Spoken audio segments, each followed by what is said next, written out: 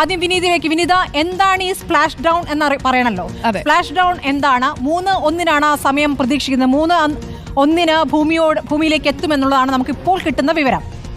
സ്മൃതി, Sujaya, good afternoon. നമ്മൾ പ്രതീക്ഷിക്കുന്നത് എല്ലാം ശുഭകരമായി പര്യവസാനിക്കും എന്നുള്ളതാണ്. ശുഭാംശുവിൻ്റെയും സംഘത്തിൻ്റെയും തിരിച്ചുവരവ് ഉറ്റുനോക്കുകയാണ്. 3:01 എന്ന് പറയുമ്പോൾ ഏതാനും മിനിറ്റുകൾ എന്ന് പറയണം. സ്പ്ലാഷ് ഡൗൺ എന്നതുകൊണ്ട് യഥാർത്ഥത്തിൽ ഉദ്ദേശിക്കുന്നത് ഒരു സുഗമമായി ഈ ഭൂമിയിലേക്ക് പേടകം തിരിച്ചെത്തുക, പസഫിക് സമുദ്രത്തിൽ ഇത് പതിക്കുക എന്നുള്ളത് മാത്രമാണ്. വളരെ സിമ്പിളായി നമ്മൾ പറഞ്ഞാൽ ഏറ്റവും നിർണായകമായ കാര്യം ഇത് യാതൊരു തടസ്സങ്ങളും നിലവിലില്ല എന്നതാണ് നാസയെ അറിയിക്കുന്നത്. കാലാവസ്ഥ അനുകൂലമാണ്. അതുകൊണ്ട് തന്നെ സ്പ്ലാഷ് ഡൗൺ വളരെ വേഗത്തിൽ പൂർത്തിയാക്കാനാകും വിചാരിച്ച സമയത്ത് തന്നെ എന്നാണ് നാസയുടെ ഏറ്റവും ഒടുവിലത്തെ ട്വീറ്റും നമുക്ക് നൽകുന്നത്. ഈ ബഹിരാകാശ നിലയത്തിലെ ഹാർമണി മൊഡ്യൂളിൽ നിന്ന് വേർപെട്ട ഭൂമി ലക്ഷ്യമാക്കി നീങ്ങിക്കൊണ്ടിരിക്കുന്ന ഈ ഡ്രാഗൺ ക്രൂ പേടകത്തിൽ നമുക്കറിയാവുന്ന പോലെ ശുഭാംശു ശുക്ലയും അമേരിക്കൻ ആസ്ട്രോനോട്ട് പെഗ്ഗി വിറ്റ്സണും പോളണ്ട് സ്വദേശി സ്ലാവക് ഉസ്നാസ്കിയും ഹംഗറിയിൽ നിന്നുള്ള ടിബോർ കാപ്പുവും ഉൾപ്പെടെ 4 പേരാണുള്ളത്. ഇവരെല്ലാവരും ആരോഗ്യവാന്മാരായിരിക്കുന്നു എന്നുള്ള വിവരങ്ങൾ കൂടിയാണ് വരുന്നത്. ഏതായാലും പസഫിക് സമുദ്രത്തിന് മുകളിൽ വെച്ച് റീ ഓർബിറ്റ് ബേൺ നടന്നുകൊണ്ടിരിക്കുന്നു എന്നാണ് നമുക്ക് മനസ്സിലാക്കുന്നത്. ഏതാണ്ട് മിനിറ്റുകൾക്കപ്പുറം, അതായത് 7 മിനിറ്റുകൾക്കപ്പുറം 6 കിലോമീറ്റർ ഉയരത്തിൽ വെച്ച് ആദ്യഘട്ടത്തിൽ പാരച്യൂട്ട് പ്രവർത്തനക്ഷമമാകും. ഒരു മനോഹരമായ കാഴ്ചയായിരിക്കും അത് എന്നതിൽ തർക്കമില്ല.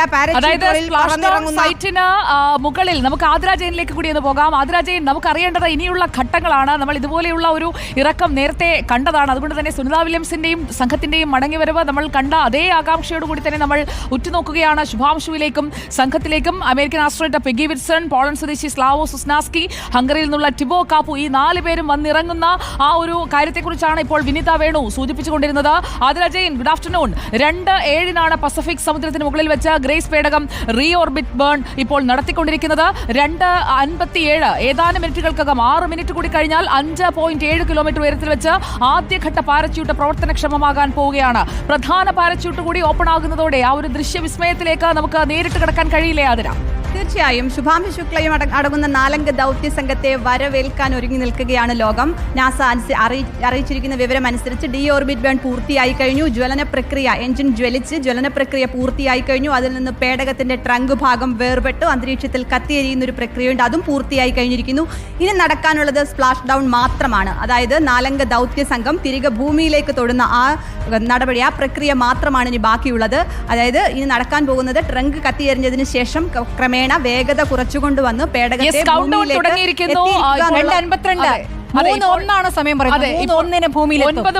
9 മിനിറ്റും 23 സെക്കൻഡും മാത്രമാണ്. കൗണ്ട് ഡൗൺ നമ്മളിപ്പോൾ സ്ക്രീനിൽ കൊടുക്കുകയാണ്. വിണ്ണിൽ നിന്ന് മണ്ണിലേക്ക് തൊടുന്നതിനായിട്ടുള്ള പാരച്യൂട്ട് ഓപ്പൺ ആകുന്ന ഘട്ടത്തിലേക്ക് നമ്മൾ അടുത്തുകൊണ്ടിരിക്കുകയാണ്. ഒരു മെത്തയിലേക്ക് എന്ന പോലെ സമുദ്രത്തിലേക്ക് അവർ വന്നിറങ്ങാൻ പോകും. അതെ, ആ സ്പ്ലാഷ് ഡൗൺ, ആ ഒരു പേര് സൂചിപ്പിക്കുന്നത് പോലെ തന്നെ ആ തിരമാലകൾക്ക് മുകളിലേക്കുള്ള വന്നിറക്കം, കപ്പലിൽ അവർ തിരിച്ച് കരയിലേക്ക് എത്തുന്നത്, ആ നിമിഷങ്ങൾക്കായാണ് നമ്മൾ കാത്തിരിക്കുന്നത്. ഇനി 9 മിനിറ്റ് മാത്രം വിനിത വേണു.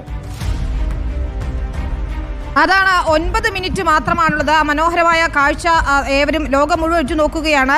ഗ്രേസ് പേടകം കാലിഫോർണിയ തീരത്തേക്ക് അടുക്കുന്നു. ഏറ്റവും നിർണായകമായ കാര്യം കാലാവസ്ഥ അനുകൂലമാണ് എന്നതാണ്. പാരച്യൂട്ടുകൾ ഓപ്പൺ ആകാൻ പോകുന്നു എന്നുള്ള ഏറ്റവും പുതിയ വിവരങ്ങൾ കൂടി വരികയാണ്. ഇതെല്ലാം സാങ്കേതിക പ്രശ്നങ്ങളൊന്നുമില്ല, എല്ലാം സുഗമമായി തന്നെ നടക്കുന്നു എന്ന നാസയുടെ അറിയിപ്പ് വരുന്നു. 57, അതായത് 4 മിനിറ്റ് കൂടിയുണ്ട്. 6 കിലോമീറ്റർ ഉയരത്തിൽ, കൃത്യമായി പറഞ്ഞാൽ 5.7 കിലോമീറ്റർ ഉയരത്തിൽ വെച്ചാണ് പാരച്യൂട്ടുകൾ തുറക്കാൻ പോകുന്നത്. 2 കിലോമീറ്റർ മുകളിൽ വെച്ച് പ്രധാന പാരച്യൂട്ടും ഓപ്പൺ ആകും.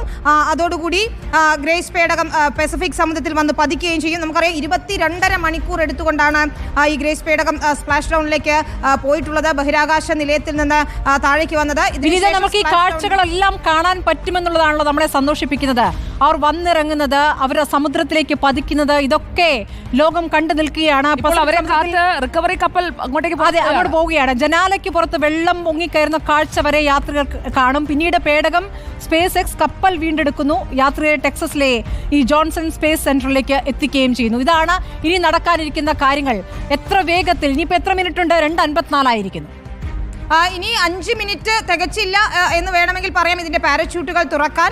3:01, അതായത് 9 മിനിറ്റ്, 10 മിനിറ്റിൽ താഴെ എന്ന് പറയുമ്പോൾ ഇപ്പോൾ 2:55 ആകുന്നു. 6 മിനിറ്റ് നമ്മൾ കൗണ്ട് ഡൗൺ കൊടുക്കുന്നുണ്ട് വിനീത. നമ്മുടെ പ്രേക്ഷകരുടെ അറിവിലേക്കായി നമ്മളിപ്പോൾ തത്സമയ ദൃശ്യങ്ങളും അതോടൊപ്പം തന്നെ count down to splash down, അതിലേക്ക് നമ്മൾ പോവുകയാണ്. 7 മിനിറ്റും 23 സെക്കൻഡ് മാത്രം. തുടരാം വിനീത. അതാണ് 7 മിനിറ്റ് സമയം കൊണ്ട് തന്നെ സ്പ്ലാഷ് ഡൗൺ പൂർത്തിയാക്കും. നേരത്തെ ശ്രുതി സൂചിപ്പിച്ചതുപോലെ നമ്മൾ സുനിത വില്യംസിന്റെ ആ തിരിച്ചുവരവ് കണ്ടതാണ്. എത്ര മനോഹരമായാണ് ആ സ്പ്ലാഷ് ഡൗൺ നടന്നത് എന്ന് നമുക്കറിയാം. സൂര്യപ്രകാശത്തിൽ ചേർന്ന് നിന്നുകൊണ്ട് പാരച്യൂട്ടുകൾ പറന്നിറങ്ങുന്ന കാഴ്ച നമ്മൾ കണ്ടതാണ്. ശുഭാംശുവും സംഘവും ആ രീതിയിൽ തന്നെ തിരിച്ചിറങ്ങുന്നത് നോക്കിയിരിക്കുകയാണ്. രാകേഷ് ശർമ്മയ്ക്ക് ശേഷം ബഹിരാകാശത്തെത്തിയ ഇന്ത്യക്കാരാണ് ശുഭാംശു ശുക്ല. നമുക്ക് അന്ന് രാകേഷ് ശർമ്മ ബഹിരാകാശത്തിലേക്ക് പോയപ്പോൾ ഇത്തരം കാഴ്ചയൊന്നും കാണാൻ സാധിച്ചിരുന്നില്ല, തിരിച്ചുവരവൊന്നും നമ്മൾ അറിഞ്ഞിരുന്നില്ല. ഇപ്പോഴിതാ നാസ തത്സമയം ഇത് സംപ്രേഷണം ചെയ്യുന്നു എന്നതുകൊണ്ട് തന്നെ ശാസ്ത്രം പഠിക്കുന്ന വിദ്യാർത്ഥികൾക്കായാലും ലോകം മുഴുവൻ ആർക്കായാലും ഈ ബഹിരാകാശ യാത്ര വലിയൊരു കൗതുകം തന്നെയാണ്. ഇന്ത്യയെ സംബന്ധിച്ചിടത്തോളം കുടുംബാംഗങ്ങളെ അടക്കം ഇപ്പോൾ നമ്മുടെ സ്ക്രീനിൽ കാത്തിരിക്കുകയാണ്.